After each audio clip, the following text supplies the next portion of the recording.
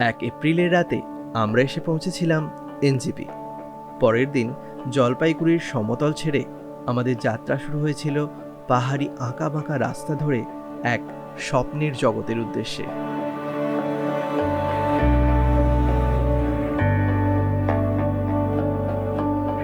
অ্যাডভেঞ্চারে ভরপুর আমার এই সফরের প্রথম দিনে আমরা এসে পৌঁছেছিলাম টুমলিং। আর তারপর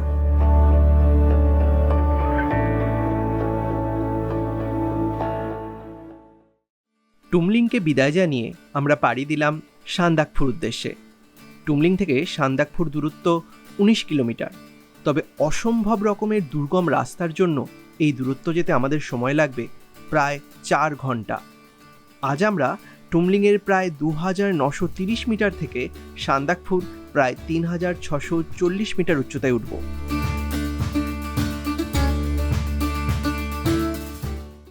তো এই যে এখন সিঙ্গালীলা ন্যাশনাল পার্কের গেটে দাঁড়িয়ে আমরা। এখান থেকে সিঙ্গালীলা ন্যাশনাল পার্কে টিকিট করতে হয়।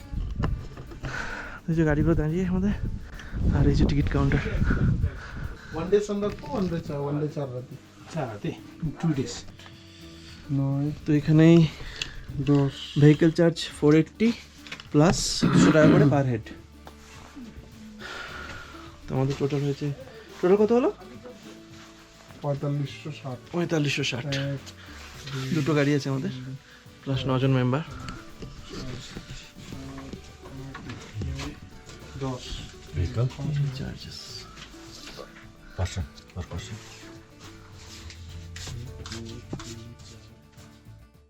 সিঙ্গালীলা ন্যাশনাল পার্কে এন্ট্রি করে শুরু হলো আমাদের এক রোমাঞ্চকর রোড জার্নি।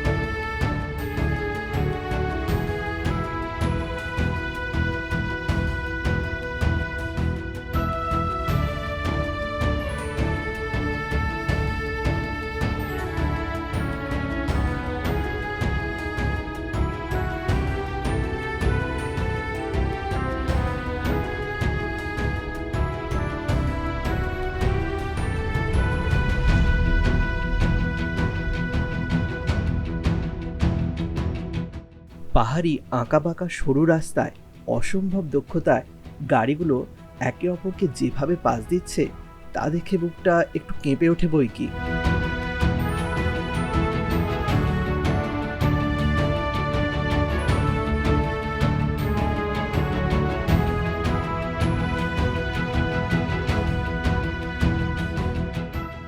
রাস্তার এক পাশে পাহাড়ের খাড়া দেওয়াল আর একদিকে খাদ। এই রাস্তায় গাড়িগুলি সবই 4x4, প্রধানত পুরানো ল্যান্ড রোভার আর বোলেরো এই রাস্তা দাপিয়ে বেড়ায়।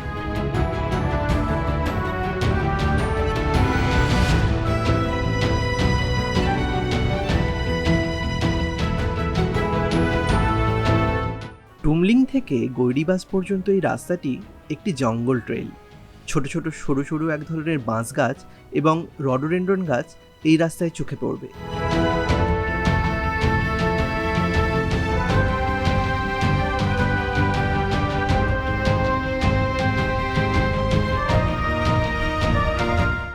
সুন্দর একটা জঙ্গল ট্রেল শেষ করে একসময় আমরা এসে পৌঁছালাম গৈরিবাসে।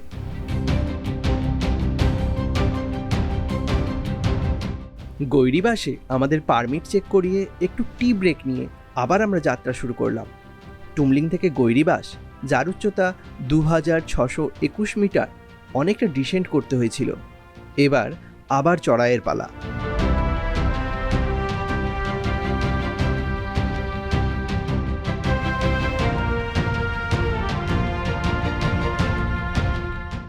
পথে যেতে যেতে চোখে পড়বে নেপালের এক ছোট্ট গ্রাম যমুনা। আর এখানেই আছে ট্রেকারদের সুপরিচিত হোমস্টে হ্যাব্রেস নেস্ট।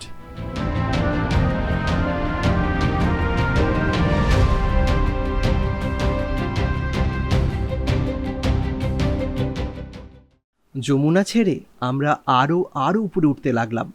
এখানে রাস্তা বেশ বাঁধানো, আর পরিবেশ এক কথায় ভয়ঙ্কর সুন্দর।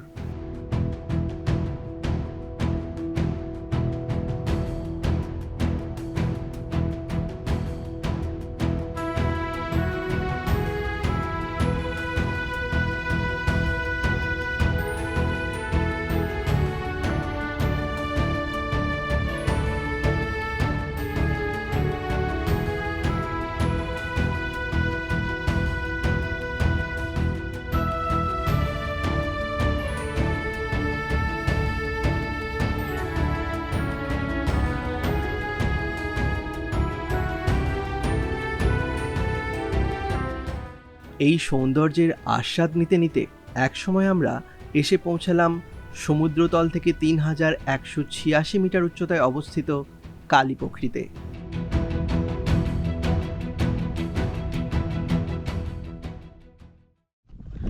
তো অবশেষে আমরা এসে পৌঁছেছি কালীপোখরিতে। কালীপোখরির জল একদমই প্রায় নেই,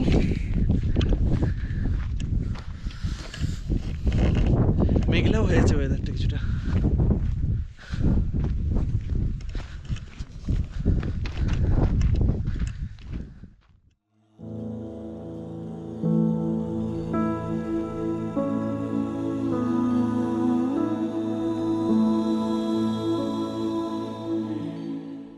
কালীপোখরি একটি নেপালি শব্দ। নেপালি কালী শব্দের মানে কালো, আর পোখরির অর্থ লেক বা জলাশয়। কালো রঙের জলের জন্যই এর এমন নামকরণ। স্থানীয়দের কাছে এই লেকটি খুবই পবিত্র। চারিদিকে বুদ্ধিস্ট প্রেয়ার ফ্ল্যাগে জায়গাটাকে আরও মোহময় করে তুলেছে।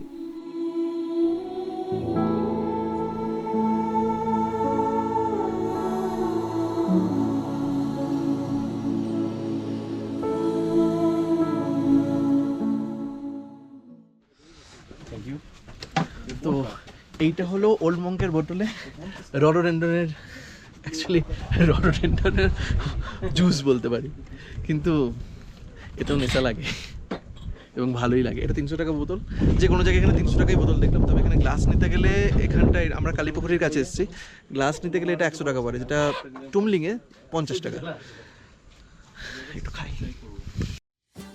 কালীপোখরিকে বিদায় জানিয়ে আবার আমাদের যাত্রা শুরু হলো আমাদের আজকের গন্তব্য সান্দাকফুর উদ্দেশ্যে। রাস্তা এবারে বেশ দুর্গম, পাথুরে।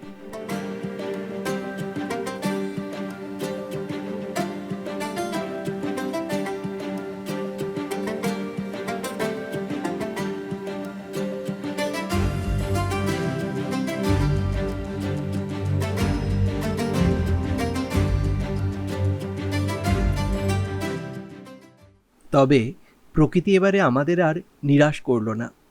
রাস্তার পাশে লাল রডোডেন্ড্রন ফুলের শয্যায় সেজে আমাদের আপ্যায়ন করল। কি অপরূপ মোহময় লাগছিল এই প্রকৃতিকে। ক্যামেরার চোখে তার কতটুকু ধরা পড়ল জানি না, তবে আমি প্রকৃতির সেই অপরূপ সৌন্দর্য নিজের মানসপটে বাঁধিয়ে নিলাম।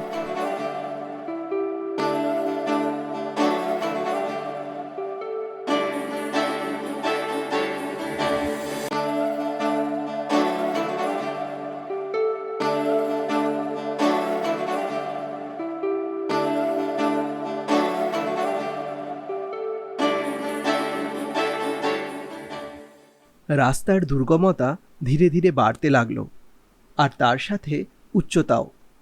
কুয়াশার সাদা মোড়কে ধীরে ধীরে চারপাশ ঢেকে ফেলতে লাগলো। আমরা যেন এক অন্য জগতে প্রবেশ করছি।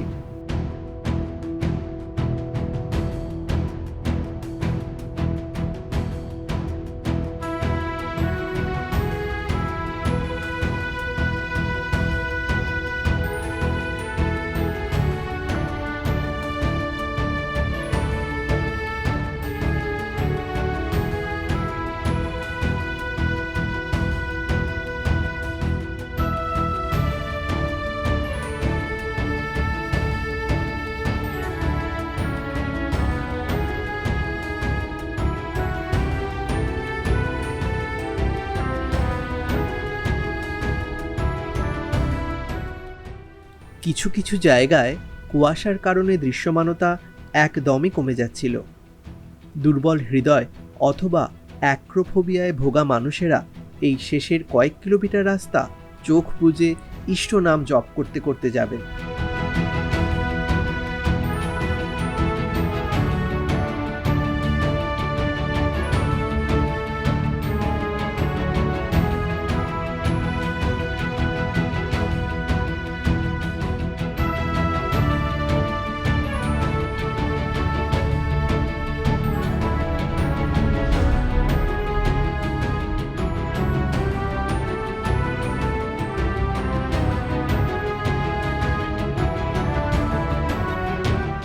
মাইল ফলকে চোখে পড়ল সান্দাকফু 0 কিলোমিটার, ফালুট 21 কিলোমিটার। ওই যে দূরে সান্দাকফু শেরপাচালেট হোমস্টের মাথাটা দেখা যাচ্ছে।